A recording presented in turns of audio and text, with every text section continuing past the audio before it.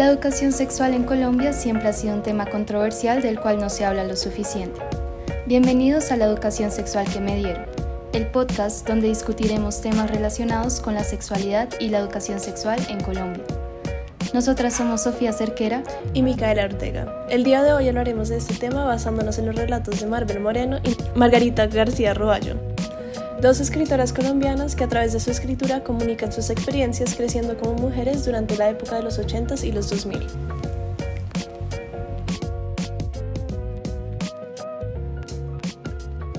Bueno, el primer relato del que vamos a hablar es Algo tan feo en la vida de una señora de bien, que es una novela escrita por Maribel Moreno en 1980, que trata sobre Laura, una mujer deprimida, quien nos muestra su vida a partir de sus recuerdos, desde la relación que tiene con su esposo Ernesto, quien no la ve como una pareja sexual, sino, en palabras de ella, la ve como un receptáculo donde él se masturbaba respetablemente, hasta su intento de escape durante su juventud con Horacio, lo cual la lleva a la expulsión de la alta sociedad por 4 años. Y pues la ausencia de la educación sexual en este relato es lo que lo hace relevante para el tema de hoy, porque nos muestra que hablar del tema de la sexualidad, especialmente en relación con las mujeres, ha sido siempre un tabú. Sí, en mi opinión, leer este relato me pareció muy fuerte y especialmente muy difícil no empatizar con Laura y con la situación en la que estaba, y al mismo tiempo no enfurecerse con el mundo y con la sociedad, porque la situación en la que está Laura, en donde se siente muy infeliz con su vida, no solo su vida, con su matrimonio, pero con su propia sexualidad, es también la misma situación en donde se encuentran muchísimas mujeres actualmente y aún más de generaciones pasadas. Lo más probable es que nuestras mamás, nuestras abuelas o nuestras tías hayan sido víctimas de estas mismas nociones machistas y se encuentren en una situación muy similar a la de Laura. En el relato vemos que la noción de que el matrimonio y la maternidad deben ser la única aspiración de una mujer es repetida constantemente, y especialmente el papel que juega la virginidad en esto. Debido a que el único propósito de una mujer es el matrimonio, para ser como una buena candidata a matrimonio o que un hombre de bien las escoja como esposas, tienen que ser vírgenes, y por lo tanto cuando ella tiene relaciones con Horacio, que además de no estar casada con él es un hombre de menos recursos. Al enterarse de esto, la sociedad básicamente la expulsa o la rechaza y se ve obligada a durar 4 años en su cuarto, encerrada, sin en verdad salir, hasta que llega Ernesto y la rescata, entre comillas, ¿no? Todo esto combinado con el tabú y el asco que le ponemos no solo en el pasado, pero también actualmente al trato de la sexualidad femenina, lleva a la infelicidad y a la represión con la que viven tantas mujeres. Exacto, y además pues sobre el tema del egoísmo sexual de Ernesto, ella expresa esta desdicha que mencionaste sobre su vida sexual, y el papel que juega Ernesto es que él simplemente la ignora, y cuando Laura intenta que él tome en cuenta su placer, él resuelve mirarla asqueado y decirle que el hecho de que una mujer tenga deseos sexuales es anormal. Entonces está diciendo que el placer sexual está reservado únicamente para los hombres, y pues es este discurso de género donde reiteramos que el tema de sexualidad se ve como un tabú. Sí, no, exactamente. Y además no es solo Ernesto no tomando en cuenta sus necesidades sexuales, no es solamente eso, sino también es que Ernesto en verdad no ve a Laura como su propia persona y como su pareja igualitaria, ¿no? O sea, él nunca toma en cuenta las opiniones de Laura cuando son con respecto a, por ejemplo, a la casa, sus opiniones de cómo quiere decorar, de cómo quiere tener su hogar, no las toma en cuenta, no le importan. Y también cuando es más guiado a su hija. La única ocasión en donde Laura tiene el coraje suficiente para llevarle la contraria a Ernesto es cuando se están discutiendo el tema de si deberían meter a Lilian en el colegio de monjas o dejarla en el colegio que está. Laura está muy en contra de que metan a su hija en ese colegio de monjas porque siente que es el primer paso a que ella se convierta o pues siga el mismo camino de su mamá y termine como en la misma represión y frustración consigo misma. Y entonces por eso está súper en contra de que la metan en este colegio de monjas. Sin embargo, cuando ella intenta hablar de esto con Ernesto, él termina humillándola, haciéndola sentirse loca, tanto que ella decide callarse y no pelear más con él, algo que luego admite que se arrepiente mucho de haber hecho. Para conocer más experiencias sobre la educación sexual durante los 80s, invitamos a Liliana Obregón, una mujer contemporánea a Laura, quien nos indicó que los temas principales a tratar durante su clase fueron la protección de la mujer hacia el futuro y como para darle un espacio de naturalidad al acto sexual, pero tal vez todavía muy tradicional. Sin embargo, creo que era excepcional en el contexto colombiano que nos dieran clases de educación sexual. Bueno, ahora eso nos lleva a nuestro segundo relato de educación sexual, folletín adolescente, escrito por Margarita García Roballo en 2017, que sin embargo, en verdad la historia toma lugar a principios de la década de los 2000, en donde la protagonista recuenta su experiencia en bachillerato en un colegio del Opus Dei, casi en el formato de un diario más o menos, y específicamente habla sobre la educación sexual que le dieron en un curso que se llamaba Teen Aid, que surgió como una medida desesperada para frenar la ola de embarazos adolescentes usando alegorías y herramientas exageradas e imprecisas bajo una estrategia persuasiva, obtusa, que infunde el miedo a la sexualidad.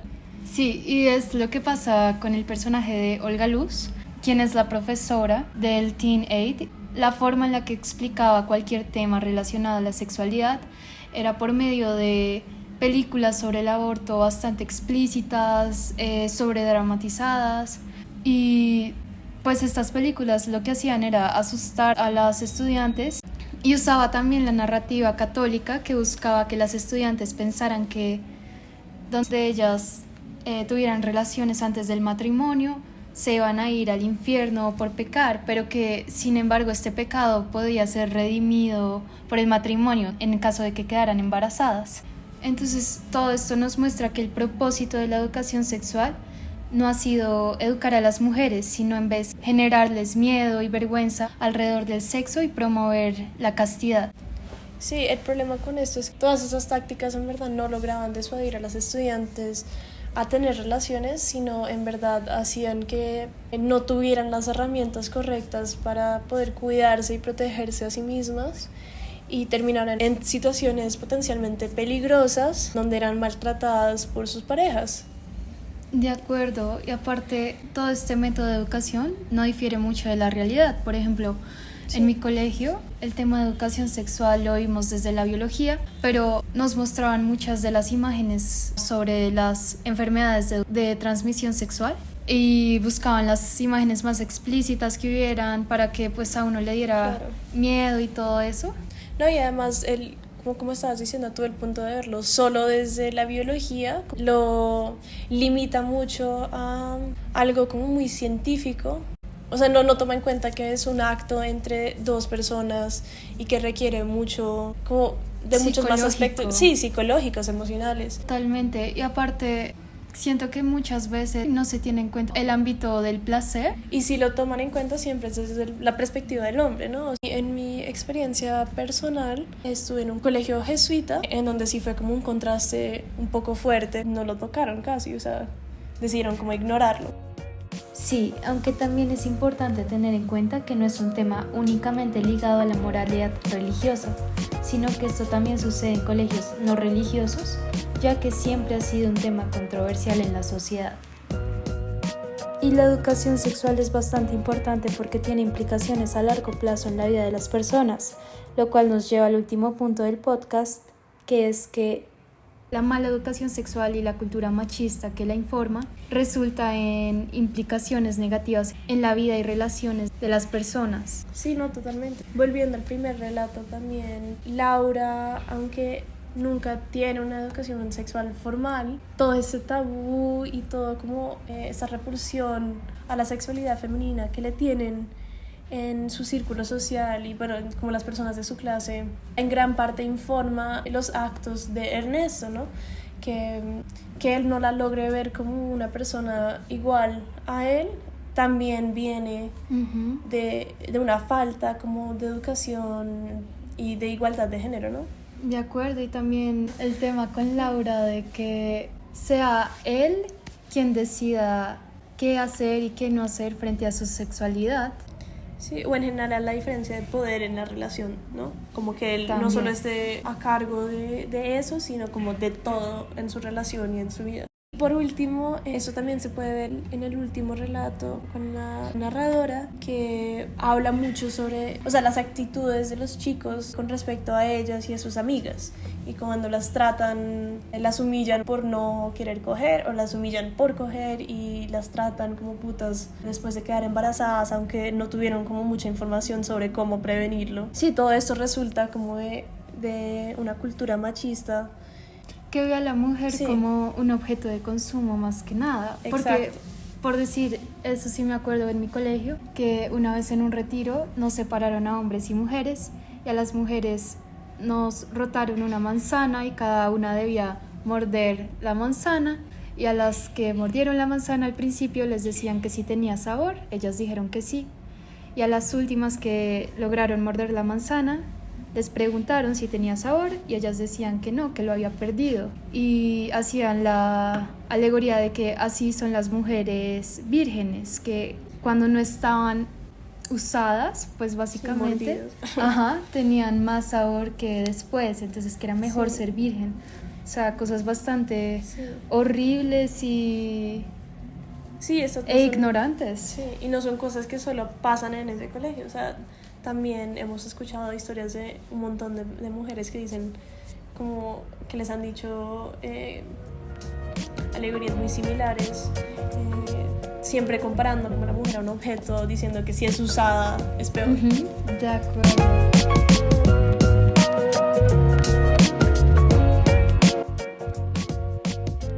Bueno, entonces ya para finalizar todo lo que hemos hablado en este podcast hoy, hemos llegado a la conclusión que aún hace falta mucho por hacer en cuanto a la educación sexual en Colombia. Sí, y pues aunque ya hemos logrado avanzar mucho desde, digamos, los 80s, con, por ejemplo, ahora la educación sexual es obligatoria en los colegios y... por ejemplo, la semana pasada se legalizó el aborto en Colombia, que fue gigante y un paso bastante, súper grande, pero digamos con la educación sexual todavía, aunque es obligatoria, no existen unos parámetros fijos sobre de qué se debe enseñar. Sí, teniendo en cuenta también que la sociedad misma ha evolucionado en otros temas como la liberación sexual, entonces es importante también que se tengan en cuenta no solo la sexualidad desde lo heterosexual. Claro, que la educación sexual no sea solo heteronormativa, sino que también logre darle las herramientas a los jóvenes LGBT para que ellos también se logren proteger, ¿no? O sea, que no sea limitado a solo un grupo de personas. Bueno, pues ya llegamos al final de nuestro podcast. Muchísimas gracias por escucharnos. Esperamos que les haya gustado. Y pues este fue la educación sexual que nos dieron. Muchas gracias. Gracias.